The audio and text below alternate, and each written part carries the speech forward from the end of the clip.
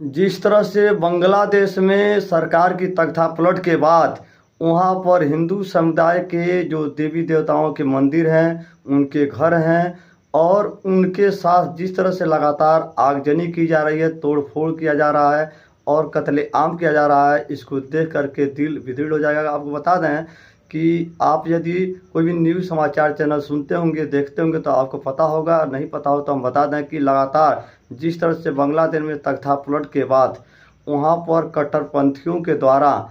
Target करके हिंदुओं को लगातार जलाया जा रहा है, मारा जा रहा है, काटा जा रहा है, उनके घरों को क्षति पहुंचाया जा रहा है, उनके घरों को लूटा जा रहा है, और जो उनके देवी देवताओं का मंदिर है उनको टारगेट करके वहाँ पर तोड़ फोड़ किया जा रहा है, लगातार आगजनी किया जा रहा है। यह काफ़ी चिंता की बात है। लेकिन सबसे बड़े आश्चर्य की बात है कि जो मानव अधिकार की बात करते हैं, जो मानवाधिकार आयोग हैं, चाहे वो भारत में हो या अंतर्राष्ट्रीय स्तर पर हो या किसी अन्य देश में हो, आजकल उनके मुंह पे ताला लगा हुआ है और वह न कुछ बोल पा रहे हैं, न कुछ कर पा रहे हैं। बता रहे हैं कि जो भी मानवाधिकार से जुड़े लोग हैं या जो भी मानवाधिकार की बात करने वाले राजनीतिक दल हैं या नेता हैं या कुछ और भी जो भी अन्य देशों के या अन्य कारोबार से लोग जुड़े हुए हैं, अन्य संस्थाओं से जुड़े हुए हैं, आज जब हिंदुओं पर लगातार अत्याचार हो रहा है, लगातार उनके घरों में तोड़फोड़ किया जा रहा है, आगजनी किया जा रहा है, उनके मान सम्मान से खिलवाड़ किया जा रहा है, उनकी इज्जत के साथ खिलवाड़ किया जा रहा है, उनके अपने घरों से बाहर किया जा रहा है और लगातार परेशान किया जा रहा है, टारगेट किया जा रहा है, उनके ऊपर लगातार अत्याचार किया जा रहा है, यह देख करके काफ़ी दुख होता है। लेकिन जितने भी हर बार मानव अधिकार की बात करते हैं, हर बार जब भी किसी मुस्लिम देश पर कोई भी ऐसी प्रक्रिया आती है, ऐसी मुस्लिम देशों कोई आपदा आती है या किसी मुसलमान पर कहीं कोई अत्याचार हो जाता है, तो बड़ी बड़ी बातें करते हैं और आकर के तमाम बयान देते हैं, भड़काऊ बयान देते हैं और तरह तरह का सलाह देते हैं। आजकल उनके मुंह में दही जम गया है और वह कुछ बोल नहीं पा रहे हैं।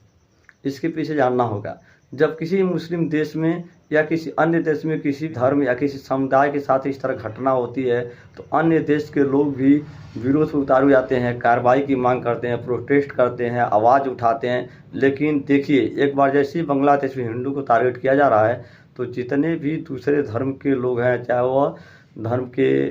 धार्मिक गुरु हों या नेता हों या आम पब्लिक हो या कोई राजनीतिक दल हो, सभी लोग शांत हैं।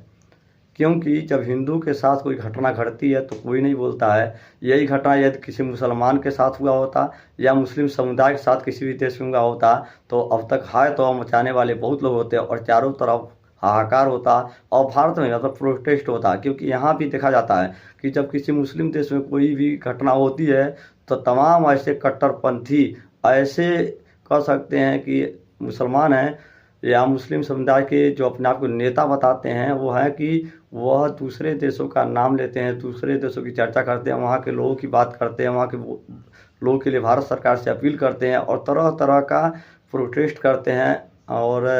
कहते हैं अराजकता फैलाने का प्रयास करते रहते हैं। लेकिन जैसे हिंदू के साथ एक घटना घटी है तो कोई भी नहीं बोल रहा, सबके मुँह में दही जम गई और सब शांत हो गए हैं। ये इन सब का जो चेहरा है बेनकाब हो रहा है और आप देख सकते हैं कि लगातार वहाँ हिंदू के साथ जिस तरह अत्याचार हो रहा है, इस पे सभी लोग शांत हैं। इस पे चाहिए कि भारत सरकार को संज्ञान लेते हुए कि वहाँ के जो सेना के प्रमुख हैं या जो वहाँ की अंतरिम सरकार बनने वाले में जो भी नेता हैं, उन सब से बात करके वहाँ हिंदुओं पे जो अत्याचार हो रहा है, उन अत्याचारों पर वह रोक लगावें और पाबंदी लगावें। यदि वहाँ की सरकार ध्यान नहीं देती है, वहाँ की सेना ध्यान नहीं देती है, तो बाकायदे भारत सरकार को अपने सैन्य अधिकारों का प्रयोग करते हुए दबाव डालना चाहिए और कार्रवाई भी करना चाहिए। क्योंकि यह ज़रूरी है वहाँ के लोगों के रक्षा के लिए, वहाँ हिंदू भाइयों के घरों के रक्षा के लिए, उनके हितों के लिए ज़रूरी है कि सख्त से सख्त कदम उठाया जाए और बातचीत करके इस मसले का हल निकालने का भी प्रयास किया जाए। और जितने भी हिंदू भाई हैं उन्हें भी यह सब कुछ देखना चाहिए किस तरह से हिंदू के अत्याचारों पर बाकी जो सेकुलरिज्म के नेता बनते हैं, जो धर्मनिरपेक्ष की बात करते हैं, जो सबके सम्मान की बात करते हैं, वह किसी बिल में छुप गए हैं और दिखाई नहीं दे रहे हैं और शांत हो गए हैं। वहीं पर देख सकते हैं कि कुछ कांग्रेस के नेता हैं जो उलूल जुलूल बयान दे रहे हैं और भड़काऊ बयान दे करके अराजकता फैलाने का प्रयास कर रहे हैं, तो यह काफ़ी गलत है और निंदा योग्य बात है कि कांग्रेस हर समय अपने आप को अवसर ढूंढते रहती है और देश को अराजक तत्वों के हवाले करना चाहती है। तो आप इसके पर क्या सोचते हैं, क्या आपकी राय है? कमेंट कर जरूर अपना राय दें। मैं अरुण राज मिश्र, आप देख रहे हैं सच कहना 24। धन्यवाद। जय हिंद, जय भारत।